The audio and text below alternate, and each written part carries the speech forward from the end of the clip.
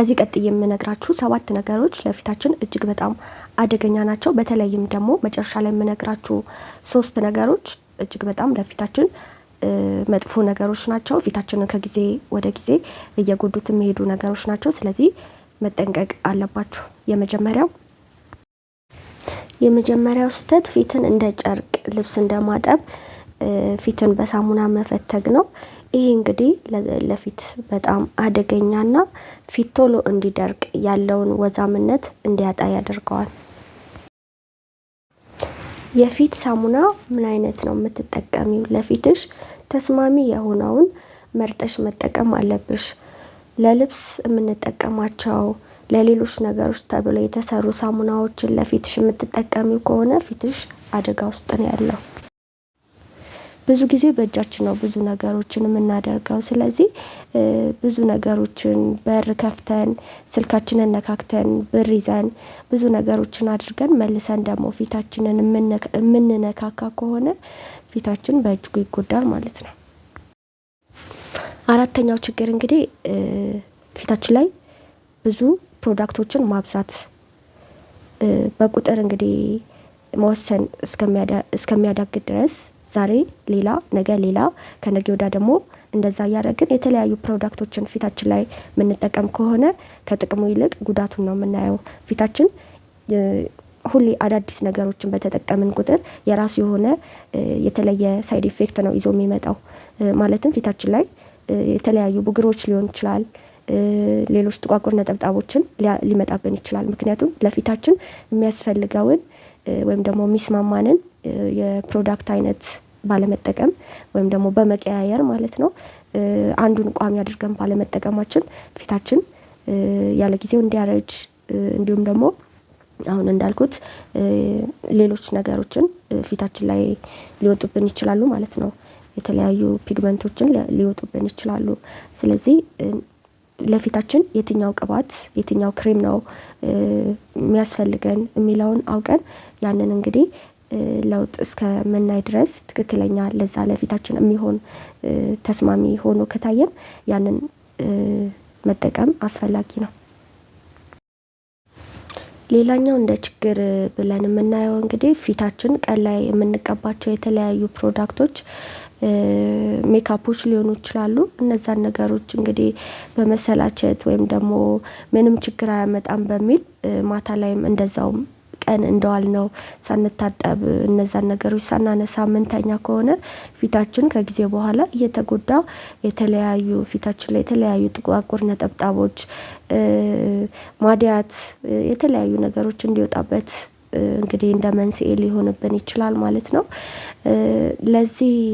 ለዚህ መፍትሄ ሊሆን የሚችለው ቤት በገባን ሰዓት በንጹህ ውሃ መታጠብ ብንችል በንጹህ ውሃ መታጠብ፣ እንዲሁም ደግሞ እንደ ተጨማሪ የተለያዩ የፊት ክሬሞች ይኖራሉ ማታ ላይ ብቻ መጠቀም የምንችላቸው ማለት ነው። እነዛን መጠቀም ብንችል፣ ካልሆነ ግን በንጹህ ውሃ ብቻ መታጠባችን ራሱ ለፊታችን ጠቃሚ ነው የሚሆነው። በቀን ውስጥ ከ2 ሊትር በላይ መጠጣት እጅግ በጣም ለጤና ጠቃሚ እንደሆነ ብዙ መረጃዎች ይገልጻሉ። እንዲሁም ሰውነታችን ከ75% በላይ የሚሆነው ውሃ ነው። ስለዚህ ውሃ እጅግ በጣም መሰረታዊ ነገር እንደሆነ ሁሉም ሰው የሚስማማበት ነገር ነው።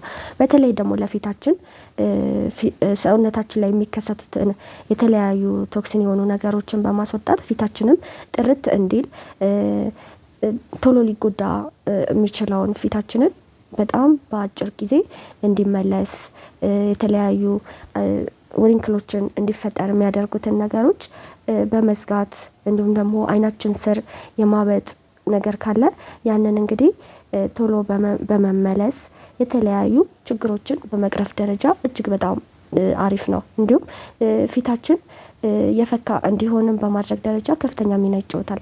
ስለዚህ እንደ አጠቃላይ እንግዲህ ፊታችን ጤናማ፣ ንጹህ እንዲሁም ደግሞ ግሎ እንዲያደርግልን ከፈለግን ሁልጊዜም ውሃ ከእጃችን ሊለይ አይገባም ማለት ነው። ሁልጊዜ ማዘውተር አለብን። ስለዚህ እንደ አንድ ማስተካከል ያለባችሁ ነገር አድርጋችሁ መውሰድ አለባችሁ ውሃን መጠጣት ማለት ነው። ሌላኛው እንግዲህ ሙቅ ውሃ ለፊታችን መጠቀም እጅግ በጣም አደገኛ ነው። ፊታችን ላይ የሚገኘው ናቹራል ኦይል ሙሉ በሙሉ በማንሳት ፊታችን በአጭር ጊዜ እንዲጎዳ ያደርገዋል። ስኳር እንግዲህ ብዙ የጤና ባለሙያዎች እንደሚሉት ከሆነ በሽታዎችን ከሚያመጡ ወይም ደግሞ እንደ መንስኤ ስኳርን መጠቀም ነው። እንዲሁም ደግሞ ያው ለፊታችንም ስኳር ምንም አይነት ጥቅም የለውም። ስለዚህ ብንችል ስኳርን እየቀነስን እያልን ደግሞ እያቆምን ብንሄድ ለፊታችን እጅግ በጣም አሪፍ ነው ማለት ነው።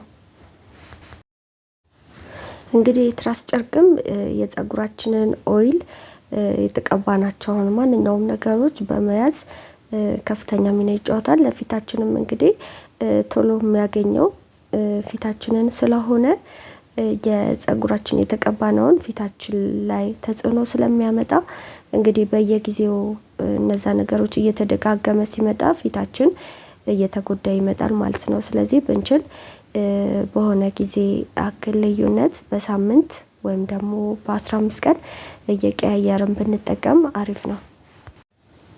እስካሁን ከጠቀስኳቸው ነገሮች እንግዲህ በይበልጥ እጅግ በጣም አደገኛ የሆነው ይሄ ነው ማለት ነው። ጊዜ ያለፋቸውን ፕሮዳክቶችን መጠቀም እንግዲህ ዴት ላይኑን ባለማየት ወይም ደግሞ እነዛን አስተውሎ ባለመጠቀም እነዛን ነገሮች ባለማስተዋል ለፊታችን ያገኘነውን ፕሮዳክት በመጠቀም ፊታችን ከጥቅም ውጪ የተለያዩ ማዲያቶች ፊታችን ላይ እንግዲህ የተለያዩ ነገሮችን እንዲወጣብን ፊታችን ቶሎ እንዲጎዳ በማድረግ ደረጃ ከፍተኛ ሚና ይጫወታል።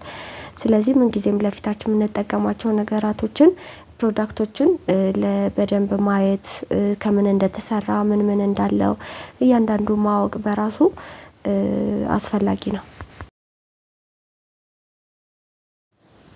ፊታችን ላይ እንግዲህ ሁሉንም ያየነውን በሶሻል ሚዲያ ያየነውን እያንዳንዱን ነገር መሞከር የለብንም። ምክንያቱም እያንዳንዱ ትሪትመንት የራሱ የሆነ ኢፌክት ስላለው ሁሉንም ስላየነው ያን ሁሉ ለኛ ይስማማል ማለት አይደለም። ስለዚህ ሁሉንም ያየነውን ነገር አምጥተን ፊታችን ላይ የምናደርግ ከሆነ ፊታችን የራሱን ናቹራል የሆነውን ነገር እየቀየረ ይመጣል ማለት ነው።